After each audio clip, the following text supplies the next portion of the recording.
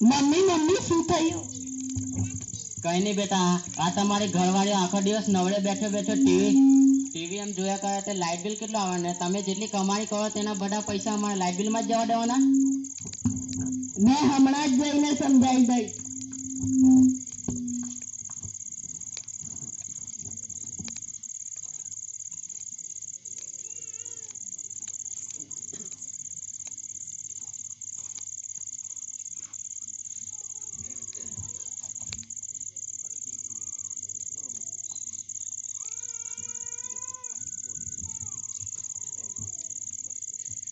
ભીખાભાઈ, ઓ ભીખાભાઈ,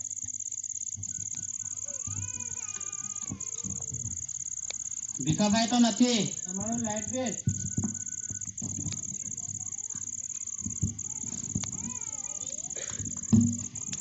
સાહેબ કેટલા થયા પૈસા? 10,000. ઓહો.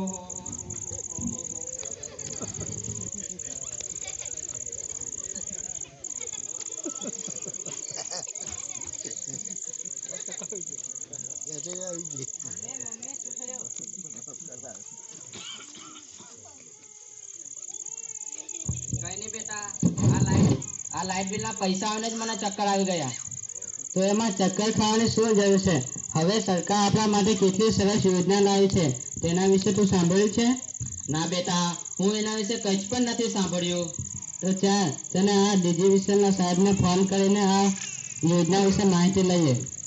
પણ બેટા, આ યોજનાનું નામ શું છે? આ યોજનાનું નામ છે પ્રધાનમંત્રી સૂર્યઘર મફત વીજળી યોજના.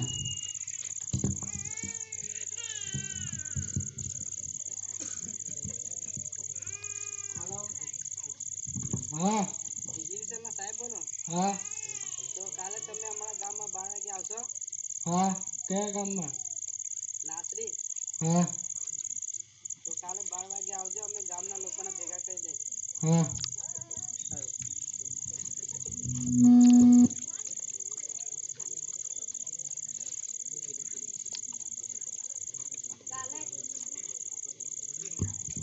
કાલે ડિજીવિશનના સાહેબ આવવાના છે. કાલે ડિજીવિશનના સાહેબ આવવાના છે. કાલે ડિજીવિશનના સાહેબ આવવાના છે.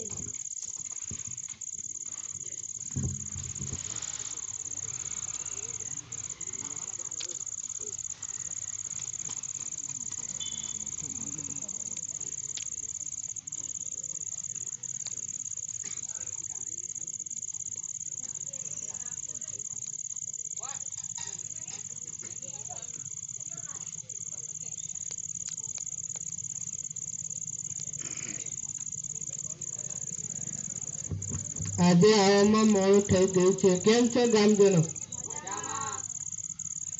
શું તમારે લાઇટ બિલ મુક્ત કહ્યું છે?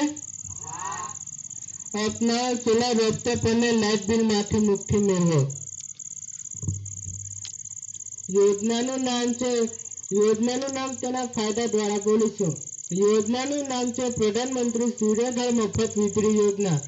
સોલાર રફટોપ એક એવી ઉર્જા છે જે સૂર્યના કિરણોને રૂપાંતર કરી ઉર્જા ઉત્પન્ન કરે છે, જેનાથી પ્રકૃતિને પણ કોઈ જાતનું નુકસાન થતું નથી અને વ્યક્તિને વીજ બિલમાંથી ઘણી મોટી રાહત આપે છે. એકવાર ખર્ચા કર્યા પછી કોઈ જાતનો ખર્ચ થતો નથી.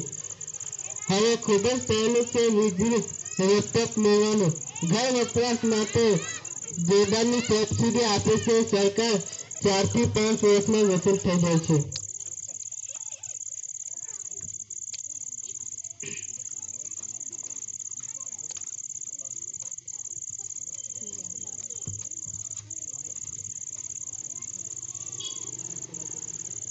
સોલાર રફટોપ લગાવવાના ફાયદા.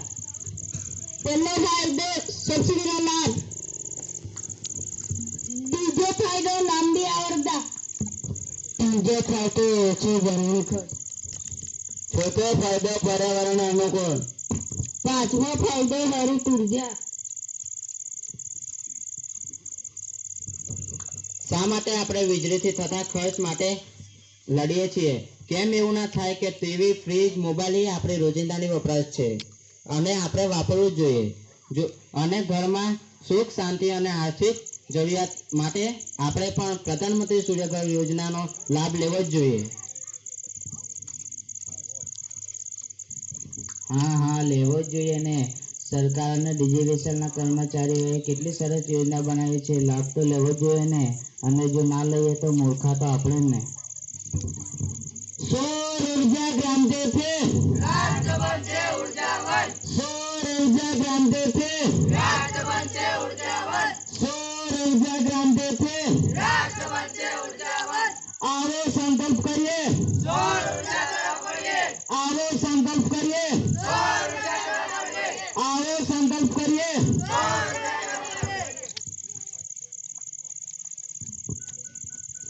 હવે હું અલ્પેશભાઈ અને ડીજીવીસીએલના સાહેબને વિનંતી કરું કે આ યોજના વિશે તે માહિતી આપે.